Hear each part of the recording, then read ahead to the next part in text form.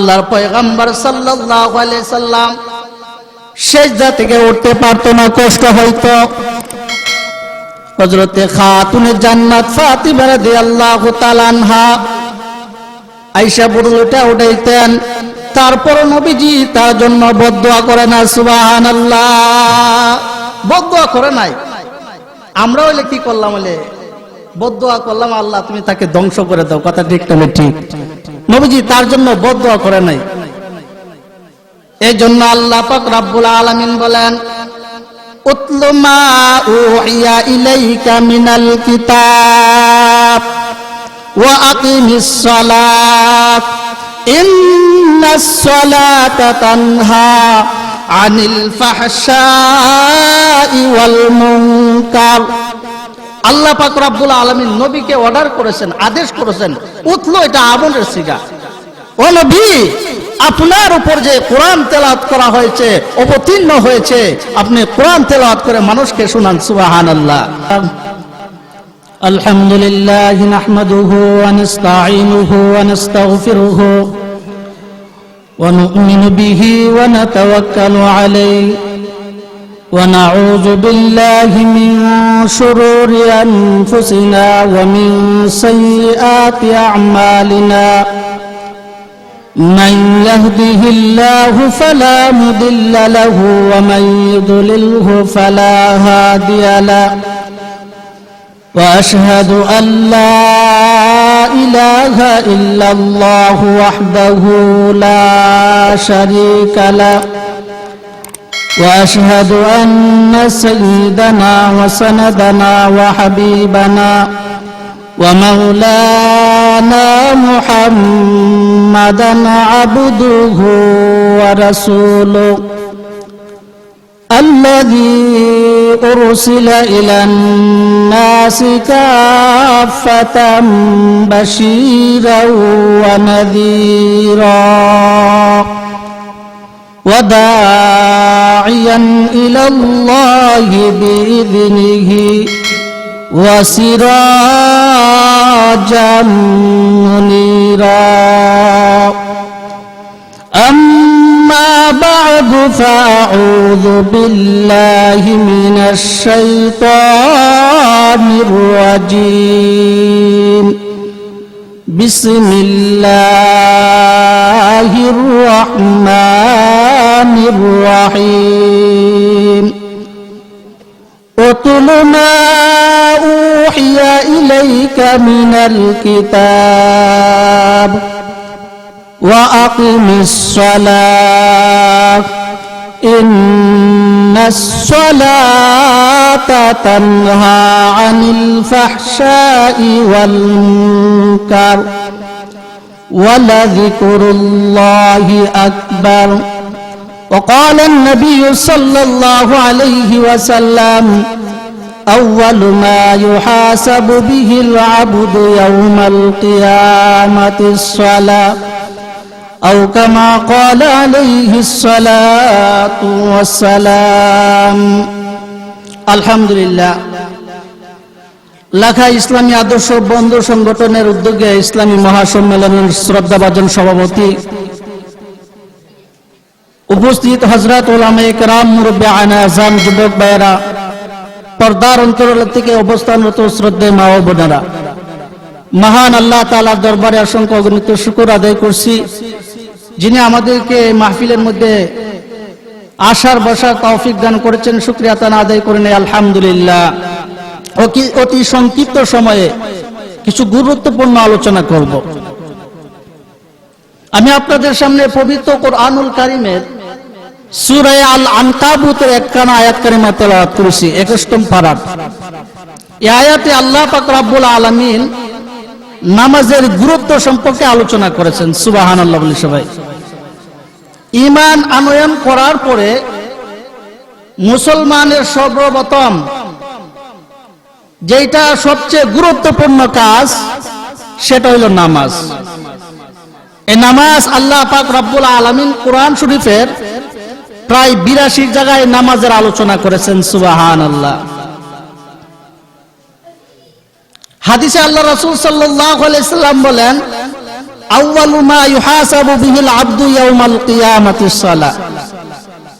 কিয়ামতের ময়দানে বান্দার কাছ থেকে সর্বপ্রথম নামাজের হিসাব নেওয়া হবে। সুবহানাল্লাহ বলতেন না?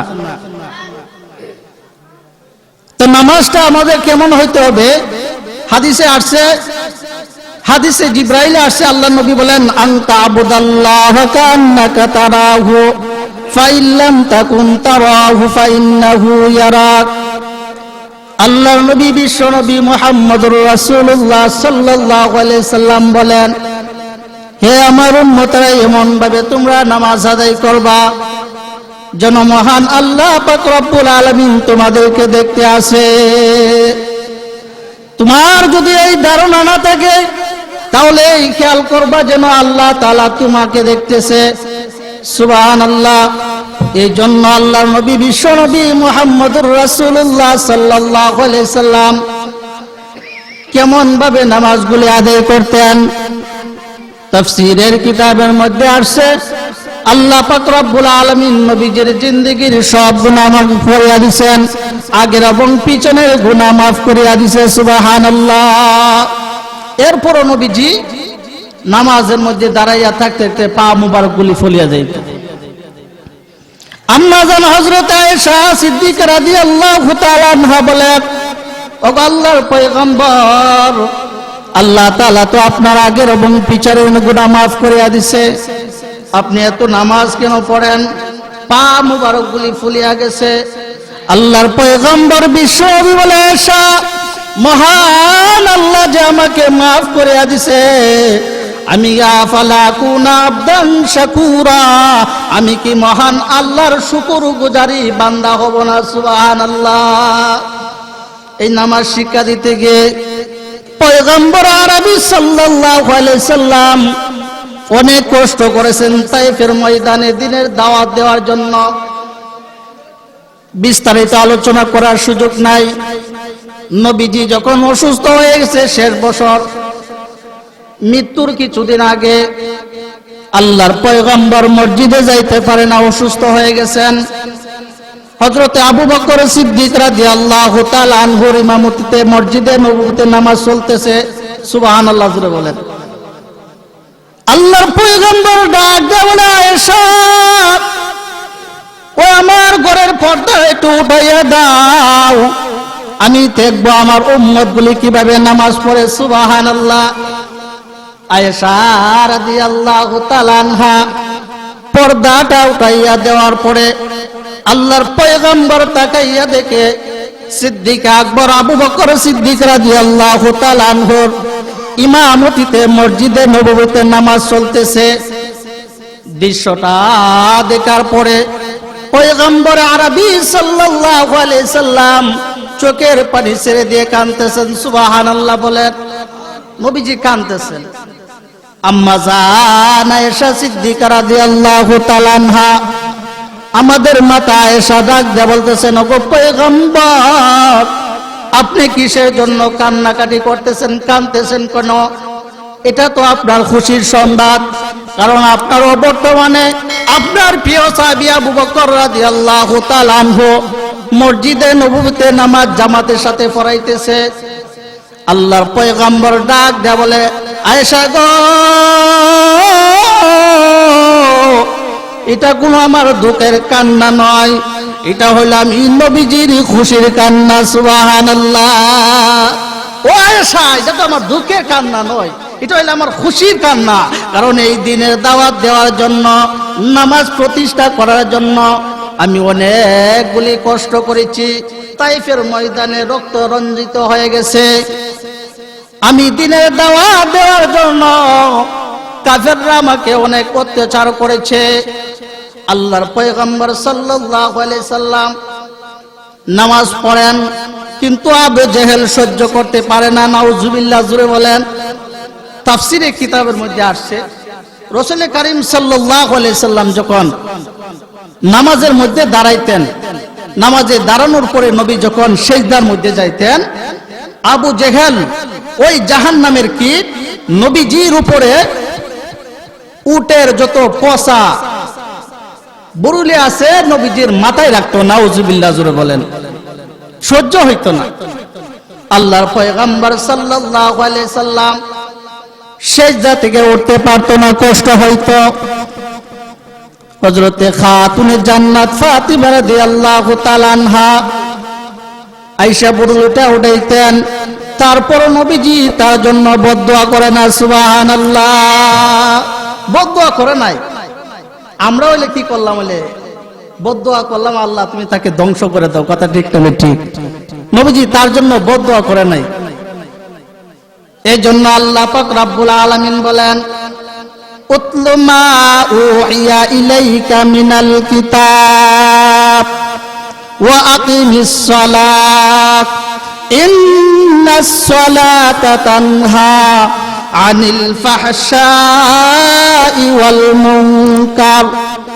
আল্লাহ পাক রব্বুল আলামিন নবীকে অর্ডার করেছেন, আদেশ করেছেন, উতলু, এটা আমলের সিগা।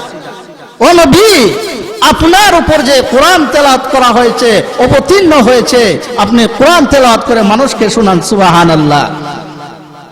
এরপর আল্লাহ বলেন, ওয়া আকিমিস সালাত, আপনি নামাজ প্রতিষ্ঠা করেন, নামাজ কায়েম করেন।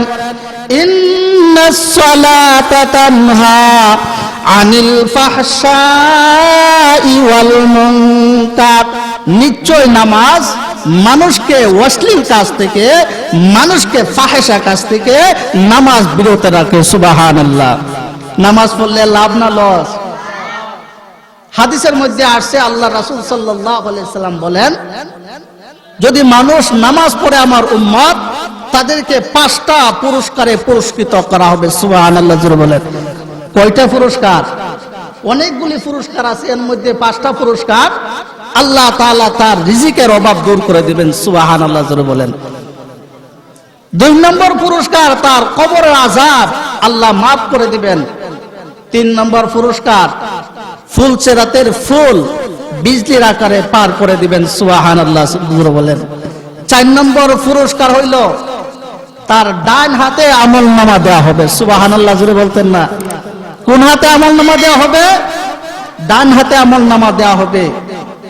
5 নম্বর পুরস্কার, বিনা হিসেবে তাকে আল্লাহ তাআলা জান্নাত দান করবে। সুবহানাল্লাহ জোরে বলেন। নামাজ পড়বো তো ইনশাআল্লাহ সবাই? নামাজের আরো অনেক ফজিলত রয়েছে, কারণ আল্লাহ তাআলা বলেন, ওয়ামা খালাকতুল জিন্না ওয়াল ইনসা ইল্লা লিয়াবুদুন।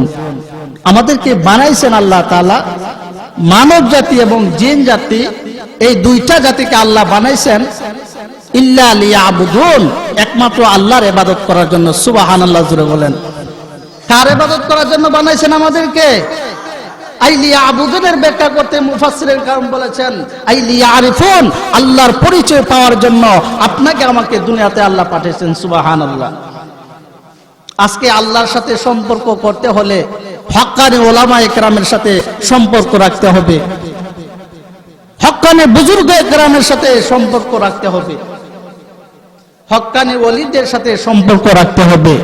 হক্কানি ওলিদের সাথে সম্পর্ক রাখলে দুনিয়া তো লাভ, আখিরাত তো লাভ। সুবহানাল্লাহ জোরে বলেন। ঘটনা বলে আমার বয়ান শেষ করছি। আমাদের ভারত উপমহাদেশের সিস্তিয়া সাবরিয়া তরিকার একজন বুজুর্গ ছিলেন, কুতবুল আলম হাফেজ মাওলানা মুফতি রশিদ আহমদ গঙ্গোহী রহমাতুল্লাহি আলাইহি। উনার উস্তাদ, উনার পীর ছিলেন সাইয়্যিদুত তায়েফা হাজী ইমদাদুল্লাহ মুহাজির মুফতি রহমাতুল্লাহি আলাইহি।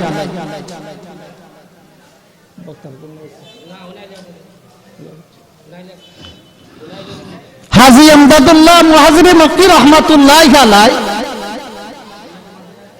রশিদ আহমদ গঙ্গোহী রহমাতুল্লাহি আলাইহির কাছে চিঠি লিখলেন, ও রশিদ আহমদ, তুমি আমার সাথে দেখা করো, তোমার সাথে আমার কিছু কাজ আছে। সুবহানাল্লাহ বলেন। দেখেন না উলামায়ে কেরামের সাথে সম্পর্ক রাখলে কি লাভ।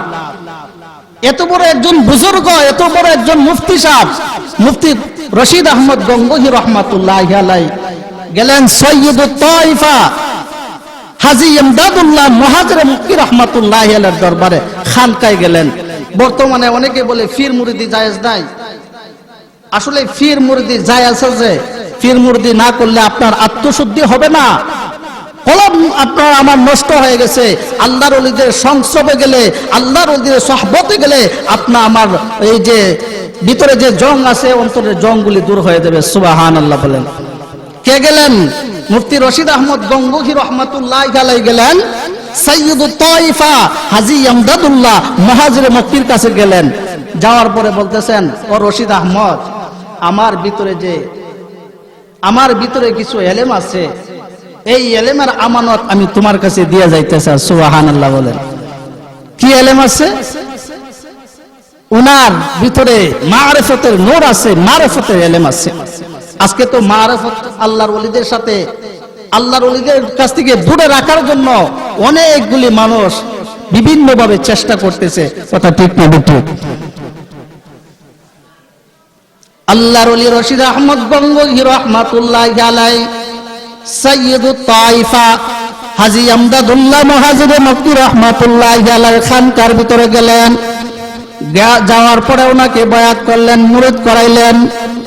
তাহাজ্জুদের নামাজের সময় সাইয়্যিদুত তাইফা হাজী ইমদাদুল্লাহ মুহাজিরে মক্কি রাহমাতুল্লাহি আলাইহি তাহাজ্জুদের নামাজ পড়লেন। সুবহানাল্লাহ জোরে বলেন। সাথে সাথে রশিদ আহমদ গঙ্গোহী রাহমাতুল্লাহি আলাইহি তাহাজ্জুদের নামাজ পড়লেন। এবার নামাজ পড়ার পরে রশিদ আহমদ গঙ্গোহীকে সাইয়্যিদুত তাইফা হাজী ইমদাদুল্লাহ মুহাজিরে মক্কি রাহমাতুল্লাহি আলাইহি জিকিরের তালিম দিতেছেন। সুবহানাল্লাহ। কিসের তালিম দিতেছেন? উস্তাদ ছাড়া কোনো কিছু হয় না, ঠিক না বেটি? উস্তাদ ছাড়া কোনো কিছু হয় না। যদি উস্তাদ ছাড়া হয় তাহলে সে বেয়াদব হবে। কথা ঠিক না বেটি? রশিদ আহমদ গঙ্গোহী রাহমাতুল্লাহি আলাইহি এবার মাওলা পাকের জিকির করতেছেন। লা ইলাহা ইল্লাল্লাহ, লা ইলাহা ইল্লাল্লাহ, লা ইলাহা ইল্লাল্লাহ, লা ইলাহা ইল্লাল্লাহ, লা ইলাহা ইল্লাল্লাহ, লা ইলাহা ইল্লাল্লাহ, লা ইলাহা ইল্লাল্লাহ মুহাম্মাদুর রাসূলুল্লাহ সাল্লাল্লাহু আলাইহি ওয়াসাল্লাম। রশিদ আহমদ গঙ্গোহী রাহমাতুল্লাহি আলাইহি ওই হাজী ইমদাদুল্লাহ মুহাজিরে মক্কি রাহমাতুল্লাহি আলাইহির সাথে জিকিরে মশগুল হয়ে গেলেন। সুবহানাল্লাহ। এবার রশিদ আহমদ কি বলতেছেন ওনার উস্তাদকে? বলতেছেন, হুজুর, আমি তো আগে জিকির করতাম কিন্তু এত স্বাদ পাই না। আজকে আপনার সোহবতে আসার পরে এখন জিকিরের একটা স্বাদ পাইছি, তাহাজ্জুদের নামাজের স্বাদ পাইছি। আমি মরদ পর্যন্ত তাহাজ্জুদের নামাজ ছাড়বো না, জিকির ছাড়বো না। সুবহানাল্লাহ। এই জন্য আমাদেরকে হক্কানে উলামায়ে কেরাম যারা আছে ওনাদের সাথে থাকার মতো আল্লাহ তাআলা আমাদের সবাইকে তৌফিক দান করুক। সবাই বলেন আমিন। হক্কানে উলামায়ে কেরামের সাথে থাকবো তো ইনশাআল্লাহ। তাদেরকে মহব্বত করবেন, তাদেরকে ভালোবাসবেন। তাদেরকে ভালোবাসলে দুনিয়াতেও লাভ, আখিরাতেও লাভ। সুবহানাল্লাহ জোরে বলেন। হুজুর এসে পড়ছে, বয়ান শেষ করে দিতেছি। আমার একটা অভ্যাস হইল, পরবর্তী বক্তা যখন স্টেজে চলে আসে আমি আর বয়ান করি না, কারণ ওনারা তো আমাদের দাওয়াতে মেহমান, ঠিক না ঠিক? আমরা অত্র এলাকার সন্তান, আমরা তো সব সময় জুমার বয়ানে আপনাদের সামনে বিভিন্ন বয়ান করে। যাই হোক, আমরা 5 ওয়াক্ত নামাজ সবাই জামাতের সাথে পড়বো তো ইনশাআল্লাহ। কে কে পড়বো হাত উঠায় ভাই। আল্লাহ সবাইকে 5 ওয়াক্ত নামাজ জামাতের সাথে পড়ার তৌফিক দান করুক। সবাই বলেন আমিন। ভাই সারা রাত ওয়াজ শুনলাম, ফজরের নামাজ জামাতের সাথে পড়লাম না, এটা তো ভাই হতে পারে না। যারা যুবক আছেন, যারা আমার মাইকের আওয়াজ শুনতেছেন, সবার কাছে উদারত আহ্বান, দাওয়াত রাখলাম, 5 ওয়াক্ত নামাজ জামাতের সাথে পড়বেন। পিতা মাতা থাকলে তাদের খেদমত করবেন। আল্লাহ তাআলা সংক্ষিপ্ত আলোচনা করেছি, এর উপরে আমাকে সহকারে সবাইকে যেন আমল করার